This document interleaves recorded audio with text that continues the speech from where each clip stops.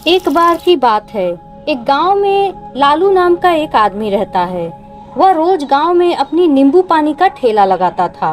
गांव के लोग भी उसके नींबू पानी खूब पसंद करते थे। नींबू पानी बेचकर उसकी अच्छी कमाई हो जाती थी।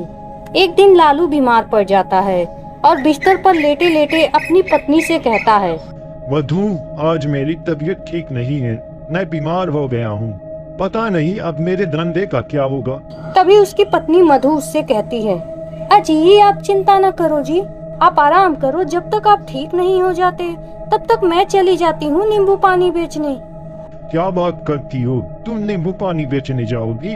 तुमसे नहीं हो पाएगा ये सब। अरे आप चिंता न करो, मैं कर लूंगी, मुझे बहुत अच्छे से आता है। ठीक है, फिर अपना ख्याल रखना और जल्दी घर आ जाना। मधु नींबू पानी का ठेला लेकर गांव में चली जाती है। तभी एक बिरजू नाम का आदमी वहां आता है। और हो भौजी, आज भैया नहीं दिख रहे। कौन बात है का? हमको बताइए, हम आपकी मदद कर देंगे। कोई बात नहीं, वो आज थोड़े बीमार हैं, इसलिए मैं आज ठेला लेकर चली आई हूँ।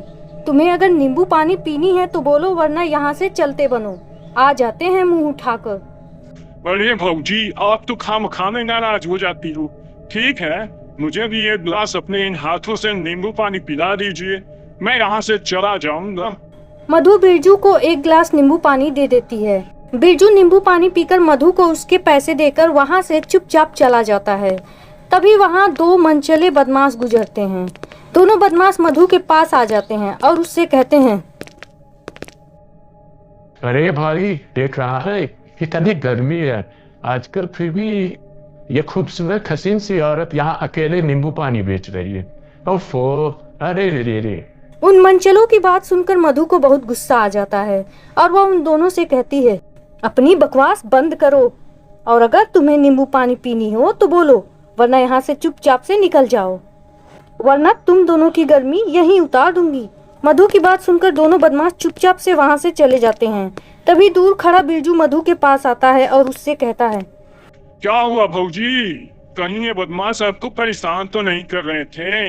आ गए फिर से मुंह उठाकर। अरे तुमको और कोई काम तो है नहीं, बस किसी औरत को अकेले देखी तो किसी न किसी बहाने चले आते हो। जाओ अपना काम करो, वरना मुझसे बुरा कोई नहीं होगा। बिरजू वहाँ से चला जाता है। शाम ढल चुका होता है। लोग मधु के ठेले पर आना कम कर देते हैं। अरे रात होने वाली है और अब कोई आ भी नहीं रहा, मुझे भी अब घर चलना चाहिए। मधु अपना ठेला लेकर घर जाने लगती है। तभी वो दोनों बदमाश वहाँ आ जाते हैं और मधु से बदतमीजी करने लगते हैं। तुझे क्या लगा हम तुझे ऐसे ही छोड़ देंगे? अभी तो हम तुझे बताएंगे कि हम क्या चीज हैं। लगता है तुम दोनों की आज अच्छे से मरम्मत करनी होगी, वरना ऐसे तुम लोग कभी नहीं सुधरोगे। मधु अपने पास से एक चाकू निकाल लेती है। तभी एक गुंडा उसके हाथ से चाकू छीन लेता है। मधु शोर मचाने लगती है। तभी वो बदमाश डर के मारे उसी चाकू से मधु का गर्दन काट देता है। मधु तुरंत मर जाती है। दोनों बदमाश उसकी लाश को झाड़ी में जाकर छुपा देते हैं। मधु मरकर एक चुड़ैल बन जाती है। हाय, इन दुष्टों ने मुझे मार डाला, मैं एक चुड़ैल बन गई। मेरा पति बीमार है, अगर उसे मेरी मौत का पता चला तो वो तो वैसे ही मर जाएगा। चुड़ैल फिर से मधु बनकर अपना ठेला लेकर घर चली आती है। घर पर उसका पति लालू उससे कहता है, कितनी देर कर दी तुमने? घर आने में मुझे कितनी चिंता हो रही थी तुम्हारी। अरे बस आ गई ना, अब तुम्हें चिंता करने की कोई जरूरत नहीं है। अगले दिन भी चुड़ैल मधु बनकर नींबू पानी बेचने जाती है। तभी वहाँ गांव का मुखिया आता है।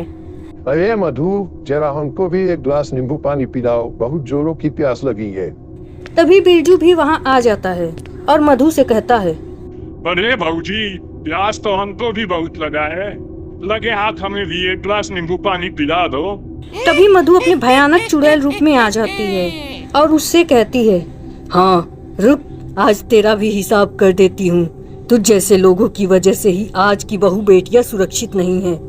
मुखिया चुड़ैल को देखकर कहता है, अरे ये क्या हुआ मधु, तुम चुड़ैल कैसे बन गई? चुड़ैल मुखिया की बात सुनकर रोने लगती है और कल रात की बीती सारी घटना सुनाती है।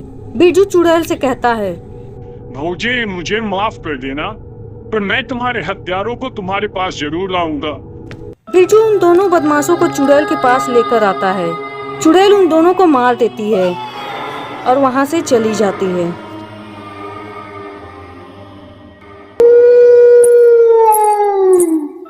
अगर आप चाहते हो कि मैं आपको परेशान न करूं, तो मेरी इस कहानी को लाइक और मेरे चैनल को सब्सक्राइब कर दो। फिर मिलेंगे अगली वीडियो में।